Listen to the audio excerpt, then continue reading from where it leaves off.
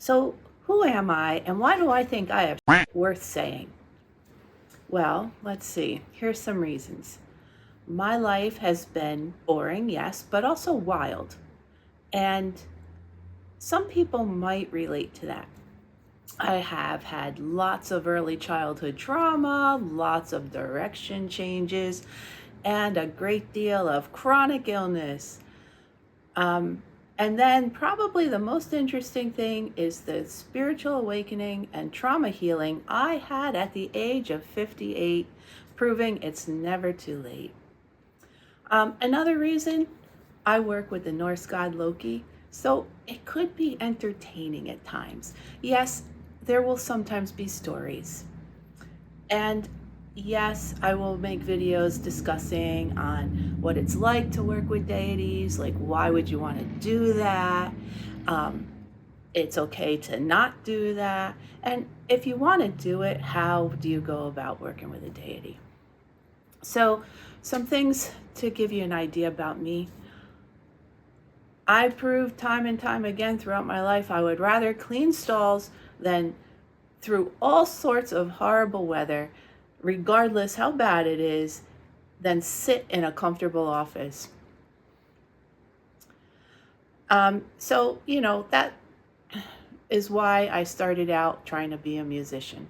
I was a very successful teacher of private music lessons, but until a seemingly minor auto accident ended my career.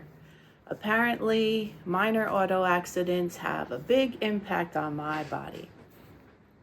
So, um, after some time, years, starting to heal from that minor auto accident, on a whim, I started to go back to school. I took chemistry, physics, calculus, environmental science. Yeah, on a whim. And proved quickly that I could be a perfectionist workaholic in multiple areas because I had been a perfectionist workaholic as a musician. And then it didn't take long to find out that working in environmental consulting is heartbreaking and soul sucking. So, another move, another change.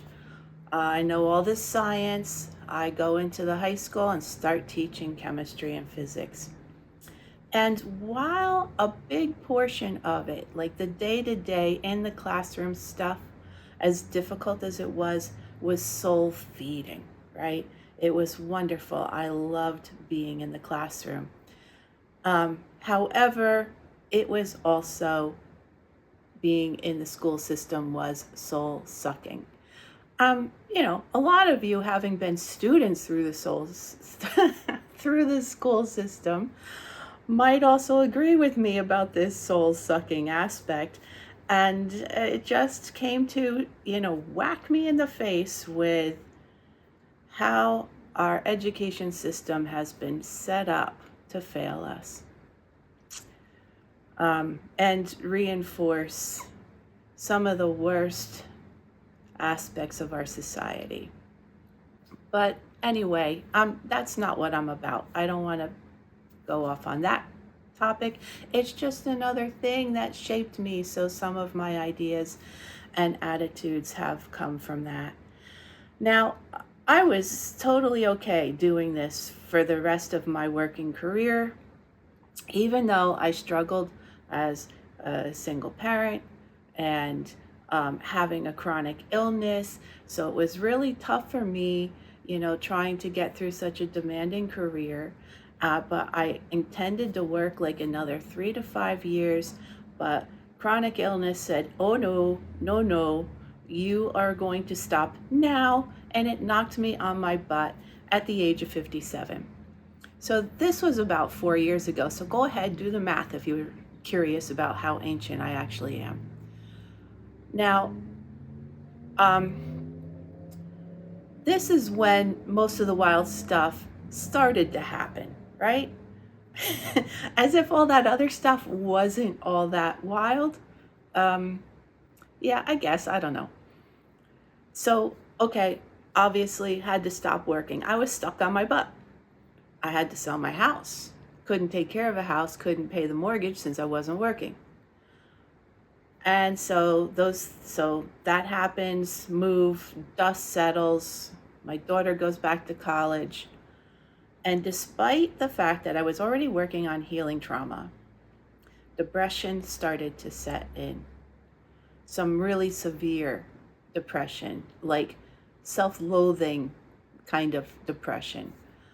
And it grabbed me every morning and shook me around for 3 to 4 hours every day. And then I finally kind of would pull myself out of it and try to do things to make myself heal the chronic illness and heal the emotional issues that I had.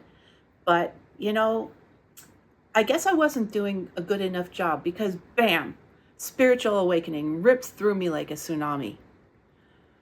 Okay, all right. I guess I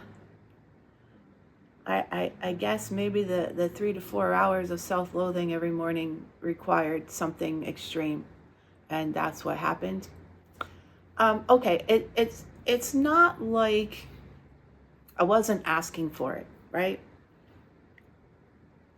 I had been through a lot of this process since I got knocked on my butt, playing around with an old obsession I had from my late teens. And that was an obsession with Norse mythology. And I had revisited it full force, trying to, I guess, keep my mind off of how bad I felt and the fear of my uncertain future, which is still very uncertain, by the way. So, I had like really dove into the Norse stuff, and that includes like, Marvel depictions of Norse and other fictional depictions of Norse culture and mythology. And it led me to like just keep researching things and researching things. And I finally, at some point, around the same time that I was spending a few hours in self-loathing every morning, I've discovered books written by people who actually work with the Norse god Loki. And I was like, well, these people are nut jobs. But it didn't stop me from reading their books. So I kept reading, and it was so much fun and so enthralling, and it really grabbed hold of me. And it's not it I was a person of science. And okay, music and science are not as different as people think they are. It's definitely a similar part of the brain. And this seems so different, but the thing is, it was something that periodically showed up throughout my life. And like the two big things that I remember the most is like I had just started reading a book on Norse mythology, and some guy just decides to get into an argument with me about Loki. He asked me who my favorite god is. Of course, without thinking, I say Loki. I just started reading the book. I didn't even know who the Norse gods were, all of them. And I say Loki, right? And he's like, you can't have Loki as your favorite. He's evil. I'm like, he's not evil. I had nothing to back it up with. Well, I was convinced he's not evil, and I stood my ground. And then, many years later, when Marvel's getting, done a lot in films, and everybody's watching the Avengers movie, and like I didn't even hear about the first Thor movie. Like I didn't know that happened. But people around me were watching the first Avengers movie when it came onto streaming, at first, and I refused to watch it. They kept saying, "Oh, you're gonna like this. You're gonna love it. You should watch it." Nope, nope, nope. I am not watching anything that portrays Loki as a villain. Won't do it. So, yeah, that was there. That was something that was there. But clearly, I mean, I described my life already, so I put effort into other things. But a person named Dagolf Lobson wrote a couple of books, and her books were the ones that led me to actually set up an altar So I did. And bam, I become clairsentient. I'm having synchronicities. I'm having weird hot flashes, nothing like menopause.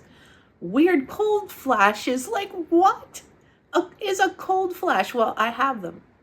Um, and then Loki showed up in a dream, and then he started hijacking my meditations. And suddenly, I started remembering. I started remembering the worst, awful part of my early childhood trauma. And most of this stuff happened at an age where it really is hard to remember things. Um, I'm talking like 2, 3 years old, and I started remembering, and I also remembered the moments when I consciously buried pieces of it. I didn't bury it all at once. I buried pieces of it, and it was a conscious decision, and I did a really good job burying it, like really good job, because when I started to remember this stuff, it was such a shock, not just because of the horror of it, but because, like, how did I not remember this throughout all of my life? I was already healing trauma, but what I was healing was like peanuts compared to this. Like, I feel embarrassed to call that other stuff trauma, but it was trauma. It just was, like, you know, it on a scale of 1 to 10, where 1 is like, yeah, it's trauma, and 10 is like, holy shit. All right, okay. I'm not going to say it was a 10, maybe an 8.5. All right. I think there are worse things that could have happened to a person to be at the 10 level. But still, this was really like a crazy time. Like, I didn't even know what clairsentience was, and I'm like having all these sensations and weird things happening. I can feel the presence of spirits and somehow know that that means this or it means that. And it was mind blowing. All of these things happened within a matter of weeks. In fact, I healed one chunk. It still was only a matter of weeks, and I had completely healed one chunk with one particular abuser of trauma. And it was an ancestor who passed when I was very young. And after I healed it, like days after I healed it, I'm taking a shower and I feel a presence, and it's not Loki. And I'm like, oh, who is this? And he starts to speak to me, and I immediately realize who he is, right? He was that abuser. And he apologizes to me. And the sincere regret and emotion I felt coming from him, like, made me cry. So of course I accepted his apology. And he seemed so happy that I accepted his apology. And a few days later, I was telling this story to a spiritual mentor, one of the synchronicities that happened, meeting her. And she asked me, well, did you forgive him? Like, just out of curiosity, not to like say that this is something important to do, because I actually think forgiveness is overrated.